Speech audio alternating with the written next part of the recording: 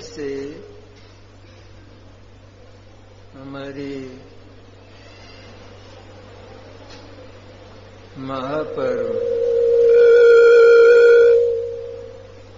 दशलक्षण का प्रारंभ हुआ। पर्व के दिन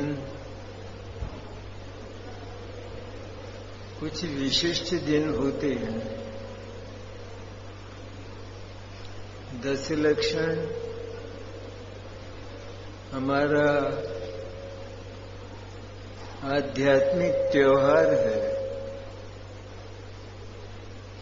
जैसे त्योहारों के दिनों में हम कुछ नए नए व्यंजन बनाते हैं, उसी प्रकार इस आध्यात्मिक त्योहार में हमारे नए नए आंतरिक व्यंजन बने, स्वादिष्ट व्यंजन बने। घर के व्यंजनों जैसे नहीं, लेकिन जैसा उनका उपादान है शुद्ध चैतन्य, उसके अनुरूप ही वे व्यंजन बने। कोई नए स्वाद की उपलब्धि हो। अब तक जो स्वाद लेते आए हैं वह स्वाद तो आत्मा के भीतर पहुंचा ही नहीं। मुंह जड़ है तो मुंह में पहुंच गया, लेकिन वह घर के व्यंजनों का स्वाद आत्मा में नहीं पहुंचा। और आत्मा के अज्ञान से उत्पन्न हुए विकल्प ने उस स्वाद को छुआ भी नहीं। जो विकल्प ये कहता हुआ, ये मानता हुआ प्रकट हुआ, यह स्वाद मुझे आ रहा है, वह कतई झूठ है। क्योंकि उस विकल्प में व्यंजन और व्यंजन का स्वाद नहीं आता, और यह विकल्प भी अपने स्थान से, अपनी पर्याय से हटकर उस स्वाद में नहीं जाता। इसलिए इस सारी की सारी अनादि की कथा, जिसका जन्म केवल इस अज्ञान के कारण हुआ कि जगत का कोई भी तत्व, कोई भी विजातीय तत्व मेरे भीतर मैंने मेरे शुद्ध चैतन्य में तो दूर, लेकिन मेरी विकारी पर्याय में भी उस विजातीय तत्व का प्रवेश नहीं होता। ऐसा जिसने नहीं जाना वो अज्ञानी उस स्वाद को अपने भीतर मानता हुआ, अपने भीतर कल्पना में आत्मसात करता हुआ यह कहता है कि ये मैं खा रहा हूं, ये स्वाद मुझे आ रहा। दशलक्षण पर्व उस स्वाद के दिवस नहीं है। वह स्वाद तो हमको एकदम तिरोभूत करके विवशता के कारण यदि होता है तो कम से कम कर देना चाहिए और उस विलक्षण स्वाद को उत्पन्न करने का प्रयत्न करना चाहिए कि जिसके उत्पन्न हो जाने पर मुक्ति का रिजर्वेशन हो जाता है।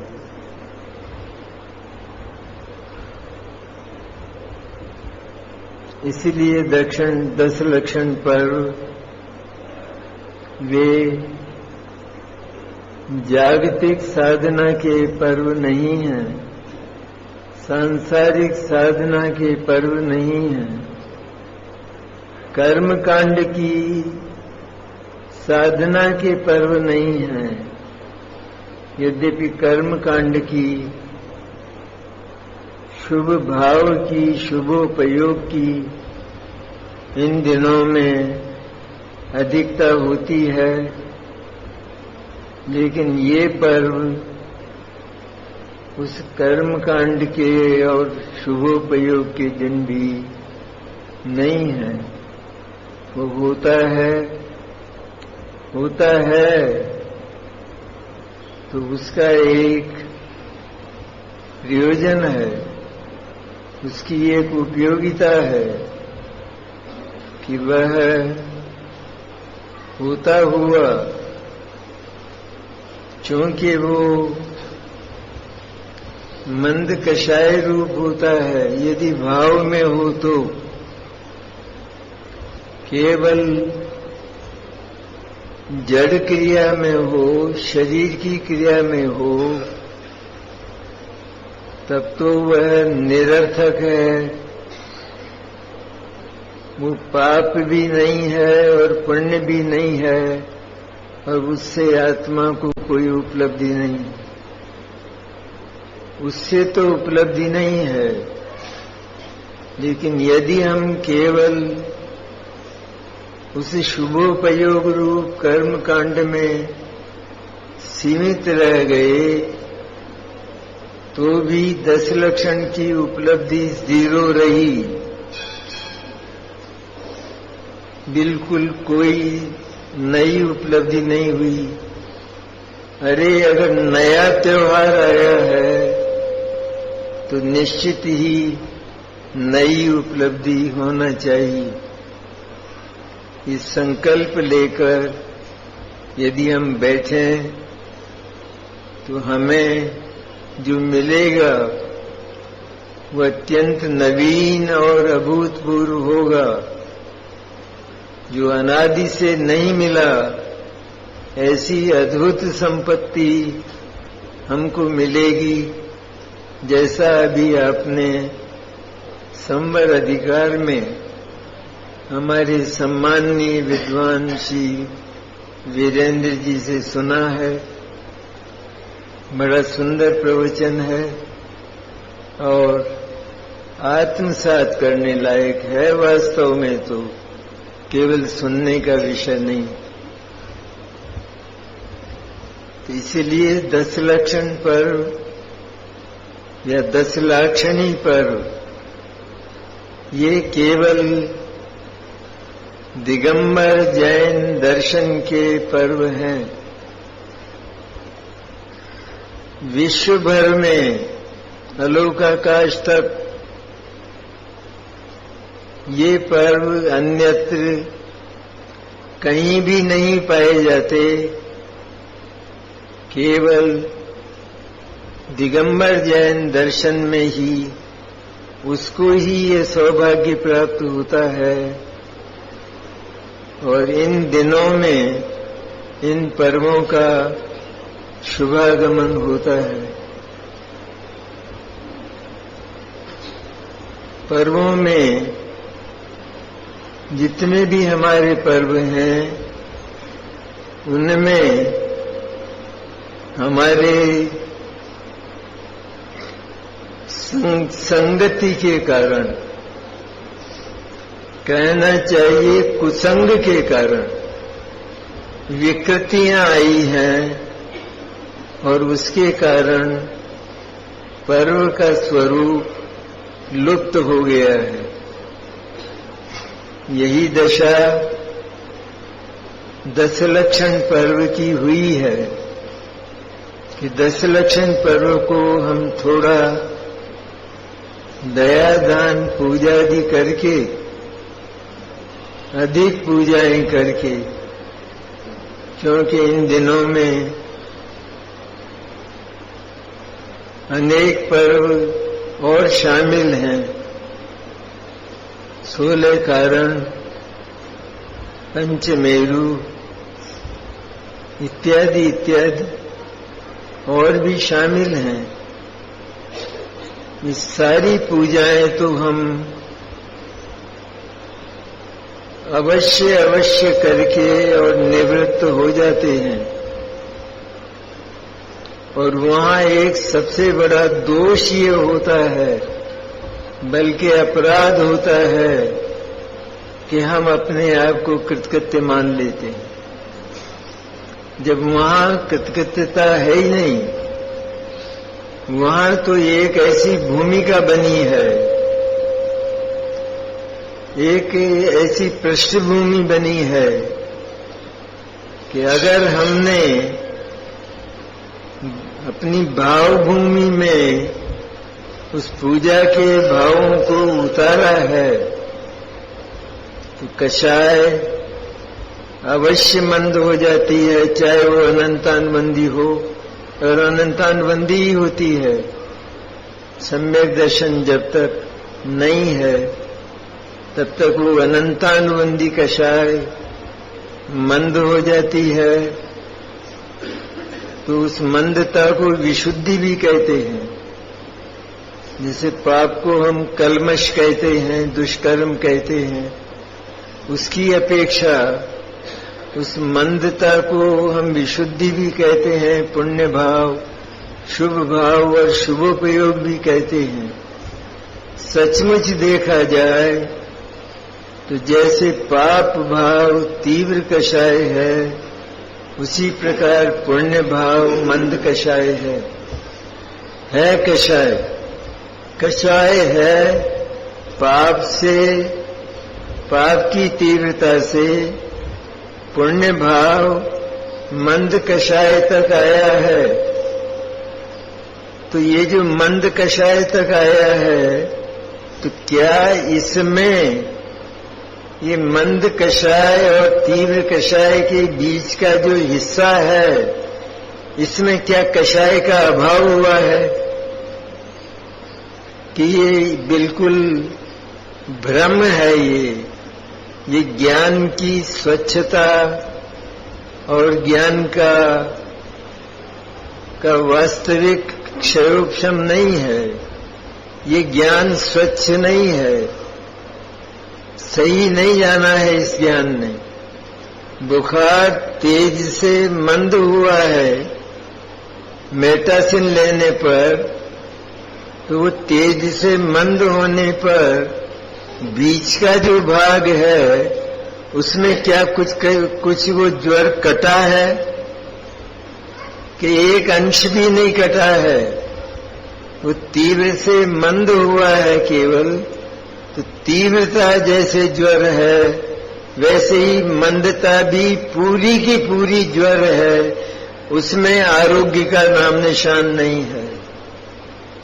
ठीक इसी तरह है यह जितना भी कर्म कांड का हम आश्रय, कर्म कांड मैंने शरीर की क्रिया नहीं, कर्म कांड मैंने पूजा की थालियां नहीं, कर्म कांड मैंने 8 द्रव्य और उनका इधर से उधर चढ़ाना नहीं। यहां तक तो सारी जड़ की क्रिया हुई।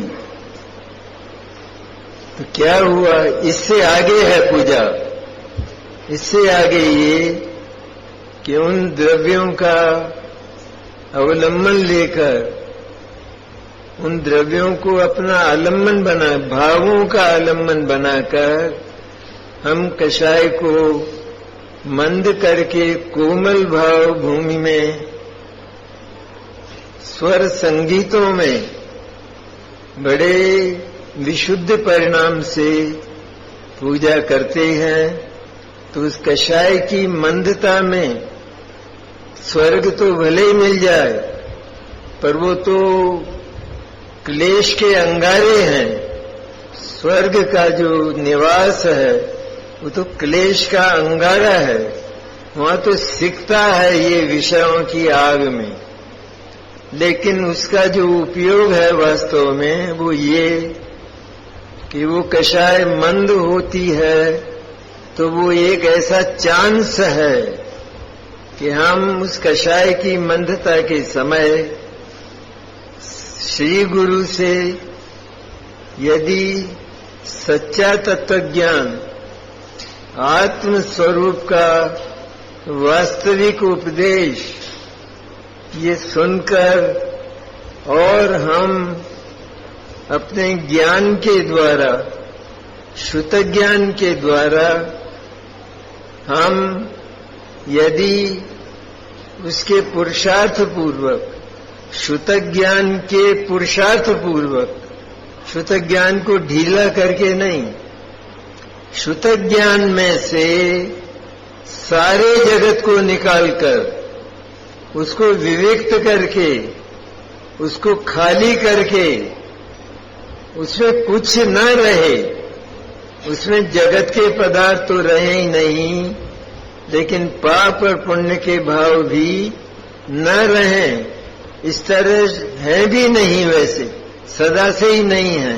वो तो हमने जबरदस्ती कल्पना में जोड़ लगाकर उस शुद्ध ज्ञान को पाप और पुण्य के साथ जोड़ दिया है और नरक, तिर्यंच, देव और मनुष्य का संचय किया है।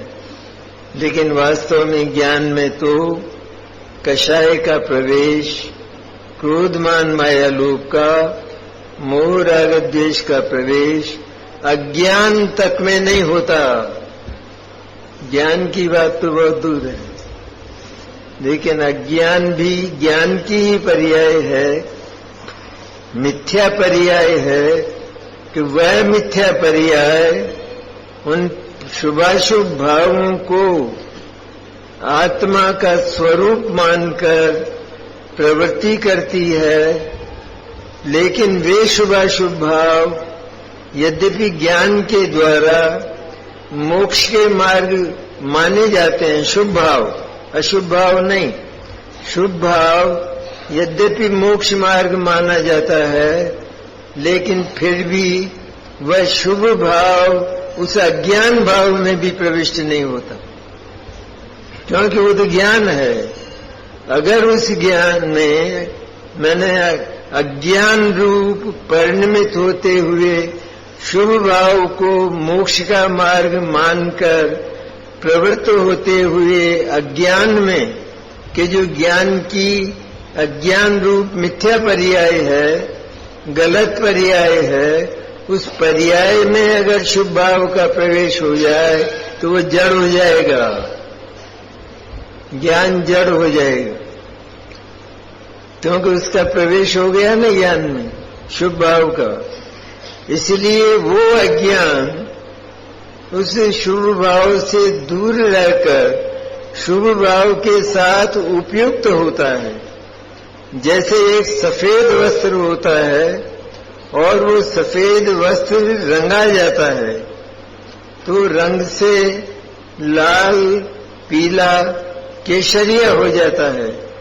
तो जो केसरिया हुआ है तो वस्त्र तो उसके भीतर श्वेत विद्यमान है, केसरिया के भीतर वो केसरिया ही नहीं हो गया है, लेकिन श्वेत वस्त्र ने केसरिया रंग का संग करके और उससे अनुरंजित होकर अब वो केसरिया दिखाई देता है, लेकिन वास्तव में उस केसरिया रंग को उस वस्त्र से भिन्न जानकर, क्योंकि वो भिन्न ही है, पहले भी भिन्न था और अब वस्त्र के साथ है तो भी भिन्न है, क्योंकि वो रंग है और वो वस्त्र है।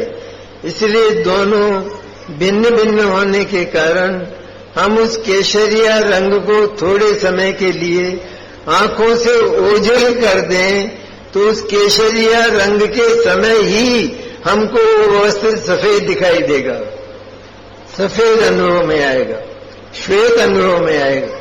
उसी प्रकार ज्ञान उस शुभ भाव का संग करके उससे उपयुक्त होकर, उससे अनुरंजित होकर, उससे रंगा जाकर और शुभोपयोग कहलाता है। लेकिन वास्तव में शुभ भाव का उपयोग में प्रवेश नहीं होने के कारण यदि ज्ञान इतना जान ले कि मैं इसके साथ उपयुक्त होने पर भी ये शुभ भाव मेरे भीतर प्रवेश नहीं करता, ये सारा कर्मकांड जितना भी शुभ भाव रूप होता है, दया दान पूजा व्रतशील उपवास जो वर्तमान में किए जाएंगे, 10 लक्षण में किए जाएंगे, भले ही शक्ति ना हो तो भी 10 लक्षण के उपवास हो रहे, भले ही शक्ति ना हो तो भी 16 कारण के व्रत हो रहे हैं। अरे ये तो सिर्फ सम्यक दर्शन के बाद की बात है। ये हम किस आधार पर कर लेते हैं ये कुछ समझ में आने लायक बात नहीं है। सम्यक दर्शन होने पर जब ये व्रत किए जाते हैं तो उनको शुभ भाव मानकर, बंध का कारण जानकर, अपना कर्म और अपना धर्म न मानकर और उनसे हेयत्व किया जाता है। हेय होते हुए उनमें प्रवृत्ति की जाती है, लेकिन पहले सम्यक दर्शन में ये भेद विज्ञान हो तो ये सब होता है। इसलिए हम तो केवल इस कोरे शारीरिक कर्मकांड में, अधिकांश लोग तो कोरे शारीरिक कर्मकांड में 10 लक्षण की पूर्णाहुति कर देते हैं। मेरे रत्नत्रय का व्रत है, अरे ये जवान बंद हो जानी चाहिए। रत्नत्रय का स्वरूप नहीं जानता, 16 कारण का स्वरूप नहीं जानता, 10 लक्षण का स्वरूप नहीं जानता और उनके व्रतादि किए जा रहे हैं। और उसमें भी हम उपवास का स्वरूप ही नहीं जानते, इसलिए उस उपवास में भी यदि 10 दिन का उपवास किया है तो बीच में पानी ले लेते हैं, बीच में कई लोग तो बादाम भिगो कर खा लेते हैं, इतना सब कर लेते हैं। तो यह तो एक दिन का भी एकाशन भी नहीं हुआ, उपवास तो बहुत दूर की बात है, क्योंकि उसने तो प्रतिज्ञा का भंग किया है। क्योंकि उपवास में 4 प्रकार के आहार का त्याग होता है। चतुराहार विसर्जनम उपवास है, 4 प्रकार के आहार का त्याग उपवास होता है। और उस उपवास में यदि एक जल की बूंद भी ले ली तो वो सारा उपवास खत्म हो गया और वो 2 बार खाने में प्रवृत्त हो गया, एकाशन भी नहीं हुआ, क्योंकि प्रतिज्ञा का भंग रूप पाप हुआ है। इसलिए कम से कम इसके स्वरूप को समझें और सम्यक दर्शन में जब आत्मानुभूति हो और उस आत्मानुभूति में उस शुद्ध चैतन्य की अनुभूति, उस शुद्ध चैतन्य स्वरूप ही हो, अनुभूति स्वरूप न हो, लेकिन शुद्ध चैतन्य रूप ही हो। मैं तो एकमात्र शुद्ध चैतन्य हूँ, ऐसा स्वर भरता हुआ जब सम्यक दर्शन और सम्यक ज्ञान होता है, अभेद भाव से शुद्ध चैतन्य के साथ वो एकता करके, अपने आप को तिरोभूत करके, पर्याय अपने आप को गौण करके, और जब द्रव्य का रूप धारण करके बोलती है मैं शुद्ध चैतन्य है, पर्याय स्त्रीलिंग है, लेकिन वो पर्याय बोलती है पुल्लिंग अर्थात द्रव्य के रूप में, मैं तो शुद्ध चैतन्य ज्ञायक और आनंद तत्व हूँ, शाश्वत ध्रुव तत्व हूँ। ऐसा जब अनुभव करती है तो उसका नाम सम्यक दर्शन, सम्यक ज्ञान और स्वरूपाचरण चारित्र होता है। उस समय जन्म होता है और तब हे तत्व को वास्तव में जाना जाता है। इसलिए जितने भी ये कर्म कांड के अर्थात शुभ भाव के, शरीर के बिल्कुल नहीं, लेकिन शुभ भाव सारा का सारा कर्म कांड कहलाता है। उसको समझकर, उसको हे जानकर किया जरूर जाए, लेकिन उससे होने वाली मंद कषाय का जो उपयोग है, वह उपयोग यदि हम नहीं करते हैं और उस कर्म कांड तक सीमित रह जाते हैं, तो स्वर्ग जाकर, विश्व में जाकर लिपटकर वापिस ये केंद्रीय हो जाते हैं और दुर्दशा हो जाती है। इसलिए दशलक्षण पर्व की उपयोगिता महान है कि हम उस शुद्ध चैतन्य का स्वरूप सबसे पहले समझें। दशलक्षण भी हमारे शब्दों में, हमारे बोलने में काफी विकृत हुआ है। 100 में से 100 लोग दशलक्षण शब्द का प्रयोग करते ही नहीं, वो तो पर्यूषण शब्द का प्रयोग करते हैं। और पर्यूषण नाम की चीज दिगंबर जैन आगम में कहीं है ही नहीं। पर्यूषण तो ग्रहित मिथ्यात्व है, वो तो काल्पनिक वस्तु है बिल्कुल। वो तो ये सत्य दिगंबर जैन धर्म है, सत्य दिगंबर जैन धर्म। सारे विश्व में यदि कोई सत्य है तो वह वीतराग संतों का, तीर्थंकरों का दिगंबर जैन धर्म है। अन्यत्र यदि इसका अनुकरण करके कुछ सत्य भी कहा जाता है तो वो सारा का सारा झूठ है। वहां आत्मा का स्वरूप, आत्मा को ही नहीं माना जाता, केवल भगवान को माना जाता है। तो आत्मा का स्वरूप का पता ही नहीं है तो चिंतन किसका होगा, किसके पास जाएगा। इसलिए पर्यूषण शब्द वास्तव में हमारे आगम में, दिगंबर आगम में कहीं भी नहीं है, वह श्वेतांबरों की कल्पना है। और वे लोग हमारे दिगंबर दशलक्षण से पूर्व ही उन पर्वों को मना लेते हैं और अपने मुंह के आराम के लिए और प्रयत्न की लघुता के लिए ये भाषा विज्ञान का, मनोविज्ञान, भाषा विज्ञान का ये स्वरूप है कि उसमें हम किसी लंबे शब्द को जल्दी बोलने के लिए, आराम से बोलने के लिए छोटा रूप कर लेते हैं। तो हमने भी नकल करके दशलक्षण और दशलाक्षणी कहना तो छोड़ दिया और पर्यूषण के नाम से सारा जगत, सारे विद्वान, सारे दिगंबर विद्वान वो दशलक्षण को पर्यूषण के नाम से पुकारते हैं। यह ग्रहित मिथ्यात्व है। हमने दशलक्षण जैसे सत्य महापर्व को, अनादि निधन महापर्व को उस कल्पित पर्यूषण में आरोपित कर दिया। ये कितना बड़ा अनर्थ किया, कितना बड़ा पाप किया है। ये पाप है, ये इसमें पुण्य भी नहीं है। इसलिए उस शब्द का तो यदि हमें ये बात हम कहते हैं, क्या करें, हमारी आदत पड़ गई है और हमारे मुंह से तो शब्द ही यही निकलता है। दशलक्षण लंबा पड़ता है ना, दशलक्षण ही लंबा पड़ता है, इसलिए वो लंबा नहीं बोला जाता, पर्यूषण झट बोलने में आता है। अरे अगर अपने लड़के का नाम, लड़की का नाम कुछ थोड़ा लंबा रख दिया तो फिर क्या उस नाम से नहीं पुकारेंगे? उस नाम से पुकारा नहीं जाएगा। एक छोटा नाम रख लेंगे तो छोटा नाम रख लेंगे तो भी उसका जो वास्तविक नाम है वो तो लंबा ही रहेगा ना, कि लंबा ही रहेगा ना।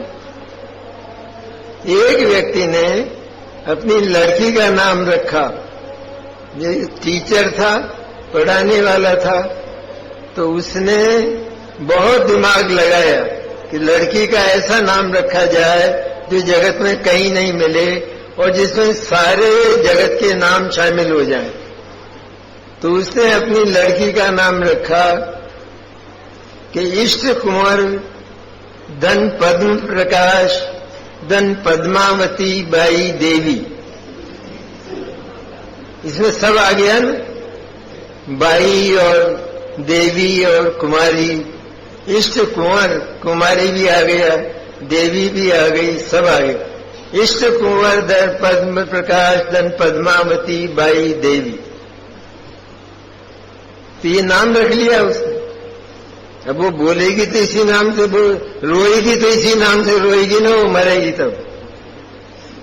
इसी तरह हमने 10 लक्षण को गौण करके नहीं बल्कि लोप करके और पर्यूषण शब्द को अंगीकार कर लिया है।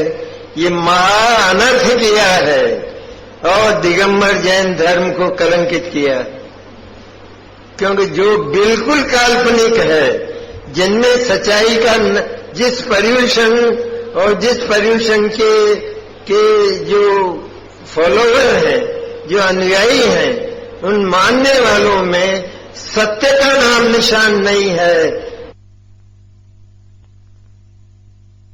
कहना यह होता है कि जो जैन दर्शन का तत्व ज्ञान है वो तो शुद्ध चैतन्य पर आधारित है और वो तो बहुत सूक्ष्म है। यदि हमें ये मोटी बात 10 लक्षण और पर्यूषण की याद नहीं रहती तो तत्वज्ञान तो कभी याद रहने वाला है ही नहीं, और भीतर उतरने की बात तो बहुत दूर चली जाती है। इसलिए ये जो हमारे मुंह से ये जो शब्द निकलता है, ये शब्द आगम में न होने के कारण, बिल्कुल कल्पित होने के कारण और ग्रहित मिथ्यात्व होने के कारण, इसके प्रयोग में ही ग्रहित मिथ्यात्व का पाप होता है। इसलिए इसको छोड़कर हम केवल हमारे 10 लक्षण पर्व का नाम लेकर पुकारें तो वास्तव में ये 10 लक्षण पर्व हमारे समझ में आएंगे तो थोड़ा हम शुद्धात्मा के निकट पहुंच सकेंगे। अब 10 लक्षण में हम 10 धर्मों की पूजा करते हैं, उनका स्मरण करते हैं, और बल्कि ऐसा मानते हैं आज क्षमा धर्म का दिन है, ऐसा कहा तो जाता है, लेकिन आज क्षमा धर्म का दिन है तो 9 धर्म के दिन कब आएंगे? आज तो केवल क्षमा धर्म का दिन है ना, और 9 धर्म के दिन अब एक एक करके आएंगे, तो ये भी बहुत बड़ी भ्रांति है। आज क्षमा धर्म का दिन है, ये पहला एक क्रम है, क्षमा मार्दवाजव इत्यादि। इसकी अपेक्षा से हम कहते हैं कि आज क्षमा धर्म का दिन है, लेकिन वास्तव में आज 10 धर्म का दिन है, और 10 ही धर्म हमारे श्रद्धा में और आचरण में होने चाहिए। इसलिए ये दिन केवल एक दिन का नहीं होता, लेकिन 10 ही धर्म का प्रत्येक दिन होता है, और उन धर्मों में हम उस शुभ भाव का थोड़ा अवलंबन लेकर, अवलंबन में केवल वो रहे, केवल वो मंद कषाय रूप शुभ भाव रहे, फिर उसकी ओर से मुंह मोड़कर हम अपने शुद्ध ज्ञान को शुद्धात्मा की ओर ले जाने का पुरुषार्थ करें और उसे भाव शुद्ध ज्ञान रूप परिणित करके शुद्धात्मा की अनुभूति करें, तो समझ लेना चाहिए कि 10 लक्षण पर्व धन्य हो गया। लेकिन ये प्रयत्न हमारा नहीं होता। हम तो केवल व्रत उपवास इत्यादि को करके पूजा, तो क्या नहीं करें? नहीं करने की बात तो यहाँ कही नहीं जाती। अरे नहीं करेंगे तो क्या करेंगे? नहीं करेंगे तो वर्तमान में वीतराग भाव, मुनि दशा तो आने वाली है नहीं, इतना पुरुषार्थ तो हमारे पास है नहीं। पाप में हमें जाना नहीं है क्योंकि नरक निगोद नहीं जाना है। तब वर्तमान में हमारे पास केवल पुण्य भाव मंद कषाय की परिस्थिति बसती है, और इस मंद कषाय की बीमारी में है बीमारी पुण्य भाव, सब आकुलता है सारा का सारा कर्म कांड, सारा शुभ भाव वो मंद आकुलता है, और मंद आकुलता को आराम के नाम से भी पुकारा जाता है। मंद आकुलता होने के कारण पाप की अपेक्षा से उसे विशुद्धि और पवित्रता के नाम से भी पुकारा जाता है, लेकिन वह पवित्रता नहीं है, वह समूल विकार ही विकार है। सारा का सारा पुण्य भाव, शुभ भाव और शुभोपयोग ये सब विकार है। तो ये जो 10 धर्म है, ये 10 धर्म क्रम से कहे गए हैं, और हम ये कहते भी हैं आज क्षमा धर्म का दिन है, आज मार्दव धर्म का दिन है, आज क्रोध नहीं करना। तो आज का दिन समाप्त हो गया, और क्रोध नहीं किया करना, ये तो कहने की बात है केवल।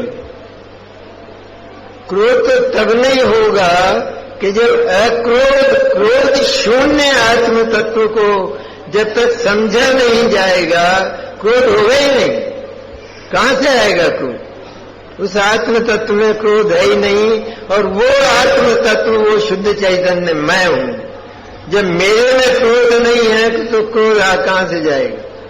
लेकिन हम केवल आज के दिन को क्षमा का दिन मानकर समाप्त कर देते हैं, और दूसरे दिन से ही क्रोध तो शुरू कर देते हैं, और मार्दव को धारण कर लेते हैं। लेकिन ये सब झूठी प्रक्रिया, थोथी प्रक्रिया, अपने आप को छलने की प्रक्रिया है, धोखा देने की प्रक्रिया है। वास्तव में सारे ही धर्मों का एक ही दिन होता है, सारे ही धर्मों की साधना एक ही दिन होती है। अलग अलग दिन तो केवल कहने के लिए होते हैं। अब 10 धर्म, तो पहले जो बात आई कि हम व्रत उपवास इत्यादि करें, शक्ति हो तो करें, केवल शरीर को कृश करने के लिए, जैसा कि हमने अन्य मतावलंबियों की तरह, जैनेतरों की तरह माना है कि शरीर और इंद्रियां ये हमको काफी कष्ट देती हैं, ये बहुत बलवान है, ये विषयों को ग्रहण करती हैं, और ये विषय हमको नरक ले जाते हैं। इस तरह मानकर हमने उन शरीर और इंद्रियों को ही दोषी मानकर उस हमारे शारीरिक कर्मकांड के द्वारा इनको कृश करना शुरू कर दिया। ये तो महापाप किया है। जैसे अन्य लोग करते हैं कि भाई ये जो जिह्वा है ना, ये मानती नहीं है, ये कान जो है वो सुनते हैं, तो सुनते ही हमको विकार हो जाता है, तो वो कान फोड़ लेते हैं। ये आंखें देखती हैं, तो इनको ये जो जिन चीजों को देखते हैं, जिन विषयों को देखते हैं, तो तुरंत विकार हो जाता है, तो आंखें फोड़ लेते हैं। लेकिन वो विकार का जो केंद्र है वो तो मन है, वो तो ज्ञान है, और उसमें सारा का सारा विकार संग्रहित है। और वो आंखें फोड़ देने पर, कान फोड़ देने पर भी वो विकार क्रम क्रम से स्वप्नों की तरह, छाया की तरह से हमारे मन में आया करते हैं, और रंच मात्र भी विकार का नाश नहीं होता। इसलिए शुभ भाव को केवल शुद्ध भाव में पहुंचने की एक पृष्ठभूमि बनावे, और शुभ भाव को अत्यंत हेय जानकर, अत्यंत छोड़ने लायक जानकर, फिर उसमें प्रवृत्ति करते हुए, छोड़ने लायक जाना, लेकिन अभी छोड़ने लायक नहीं। छोड़ने लायक तो त्रिकाल है, लेकिन इस समय वीतराग भाव की भूमिका नहीं है, इसलिए वो छूटेगा नहीं। छोड़ने लायक तो माना ही जाएगा, त्रिकाल छोड़ने लायक तो माना ही जाएगा, लेकिन वर्तमान में उसमें प्रवृत्ति करते हुए धीरे धीरे वह छोड़ने की अवस्था में आएगा कि जब वीतराग भाव बढ़ता जाएगा।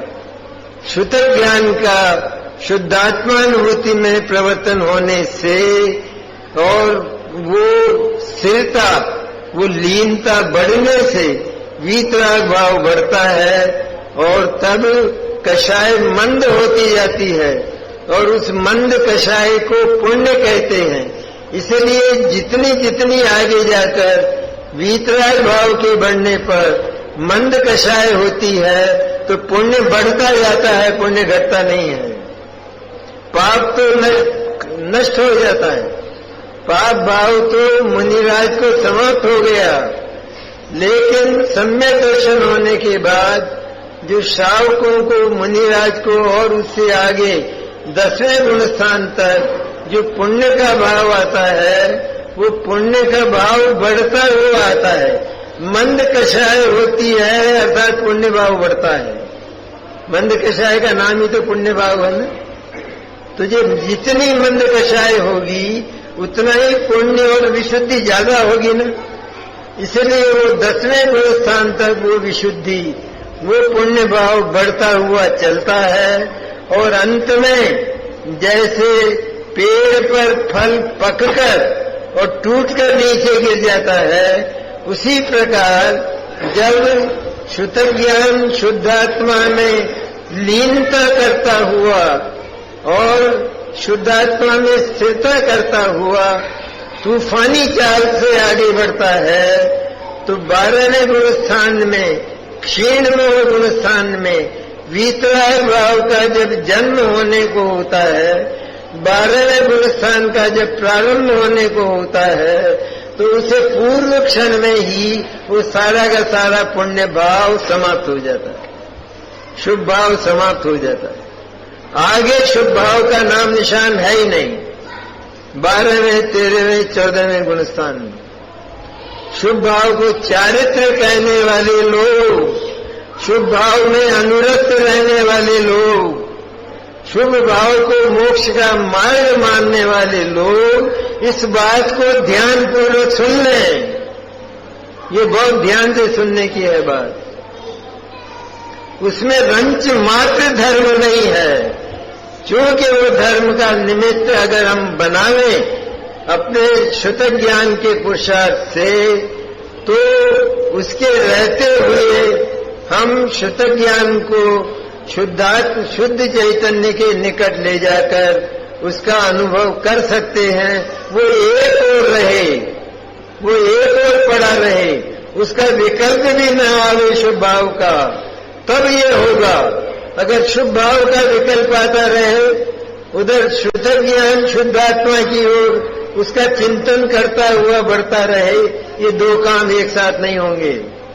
इसलिए शुभ भाव केवल रहे छाया की तरह, जैसे छाया में पथिक ठहर जाता है, लेकिन ठहरा है जाने के लिए, वहां सो जाने के लिए नहीं।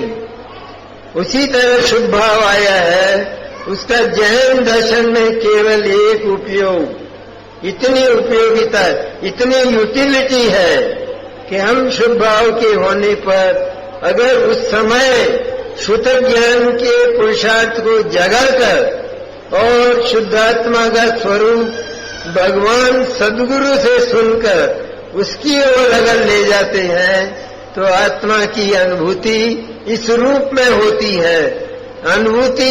अनुभूति के रूप में नहीं, पर अनुभूति मैं शुद्ध चैतन्य हूँ ऐसा बोलती हुई प्रकट होती है। अर्थात वो अपने आप को द्रव्य बना लेती है, वो अनुभूति रहती नहीं। उस अनुभूति का भी अनुभूति में तिरोभाव है। अनुभूति में नहीं है, अनुभूति में शुद्धात्मा पसर गया है, इसलिए अनुभूति के लिए जगह नहीं है। ऐसी सुंदर और बढ़िया जैन दर्शन, ये दिगंबर जैन दर्शन की बातें हैं कि जो अन्य कहे जाने वाले जैन दर्शनों में और दूसरे दर्शनों में तो इनका सपना भी नहीं आएगा, कभी मिलेगी भी नहीं।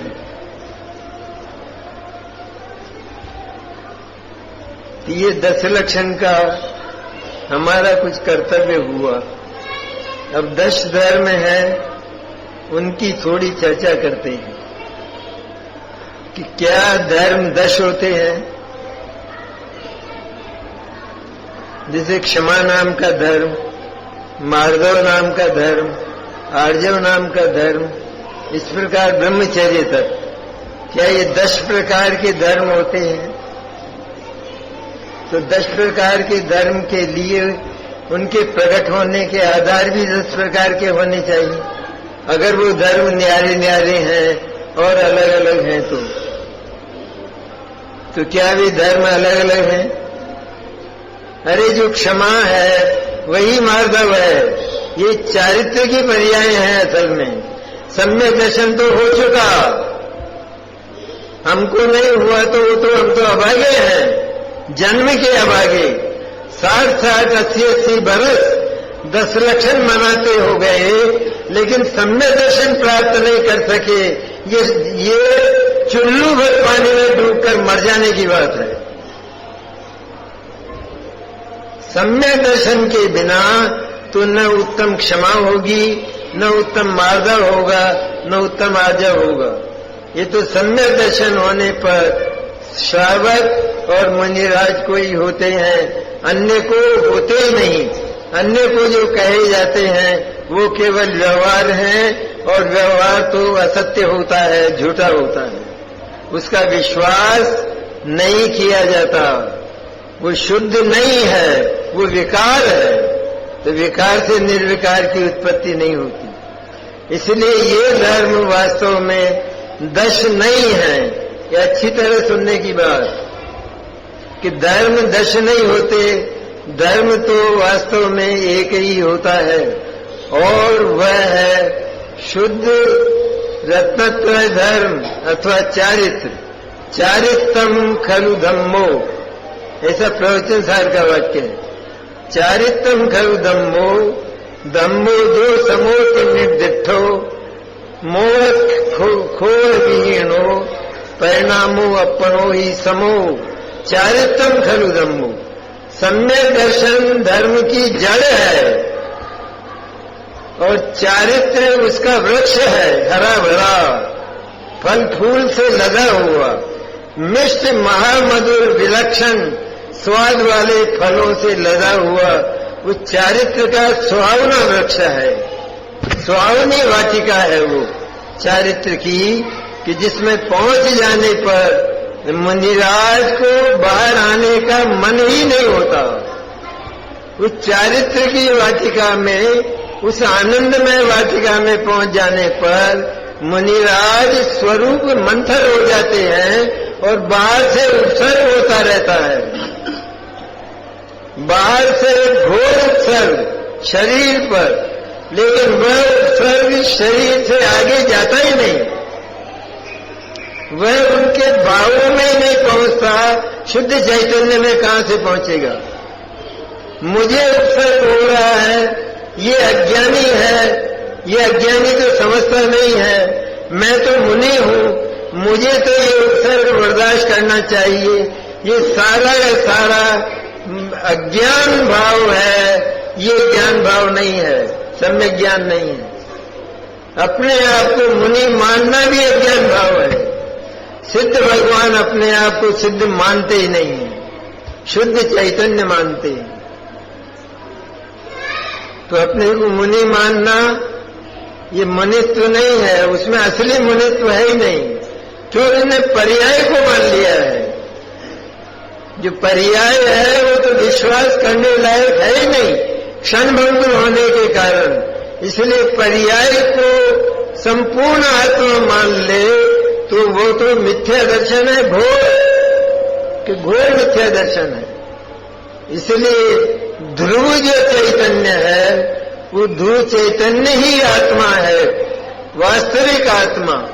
और उस ध्रुव चैतन्य का अवलंबन लेकर मैं तो ध्रुव और शाश्वत आनंदमय चैतन्य हूं, इसका नाम धर्म है, इसको धर्म कहते हैं।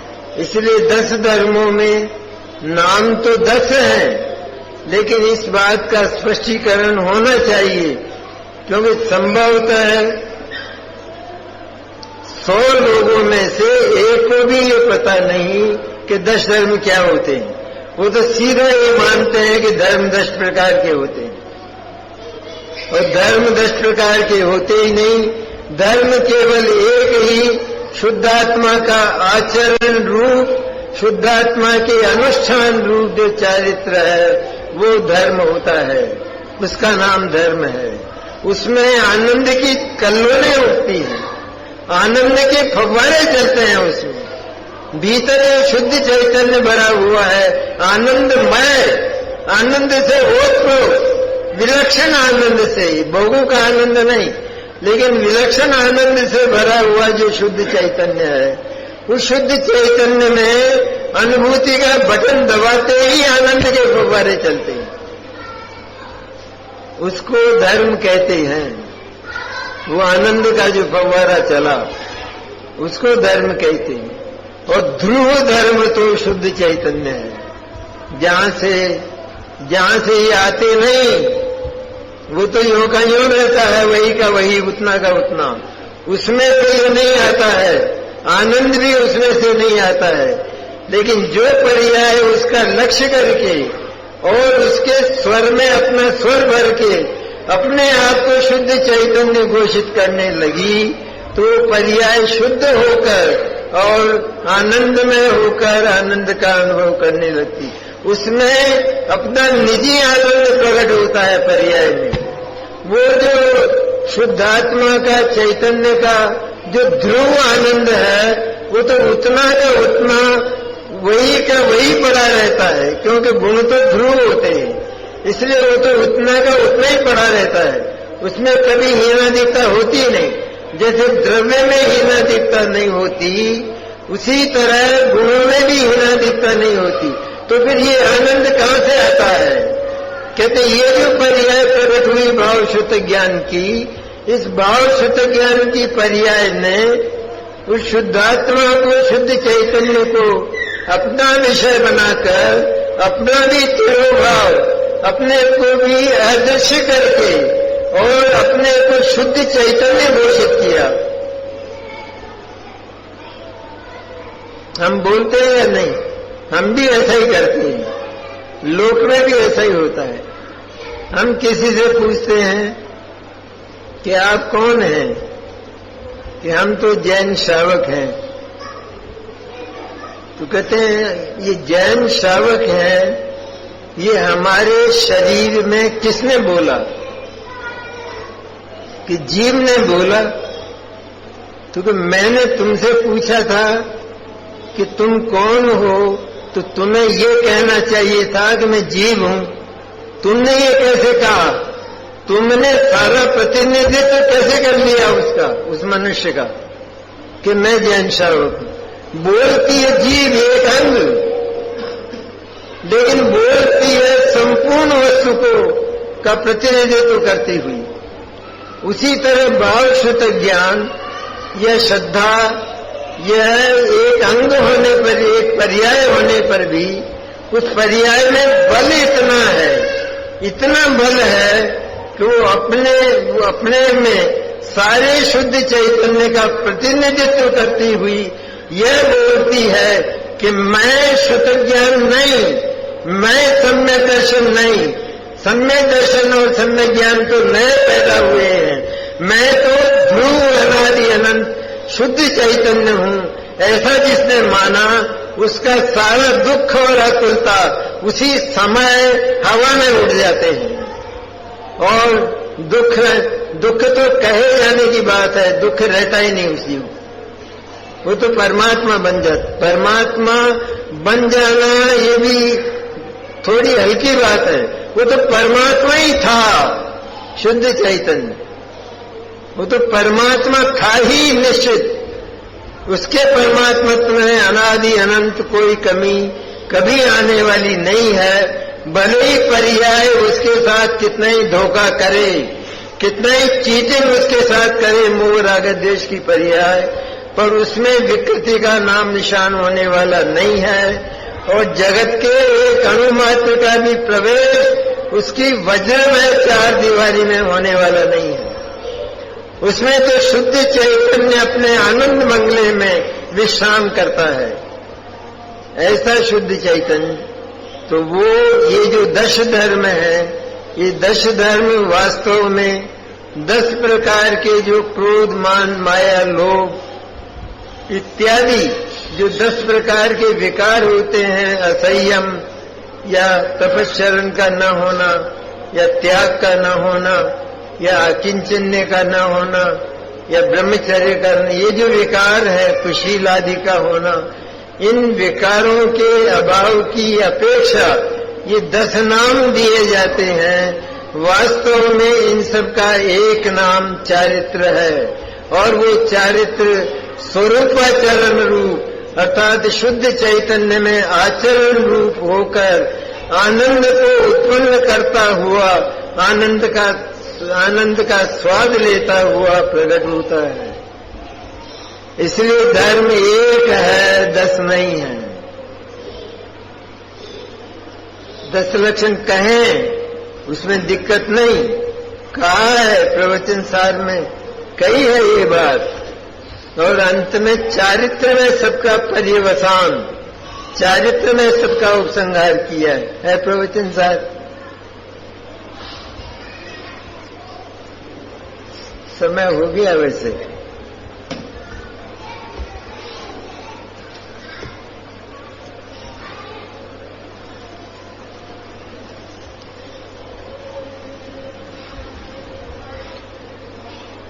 या तो आपको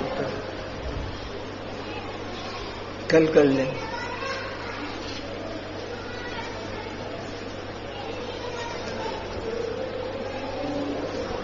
आगम का वाक्य है, अपने मन की बात नहीं।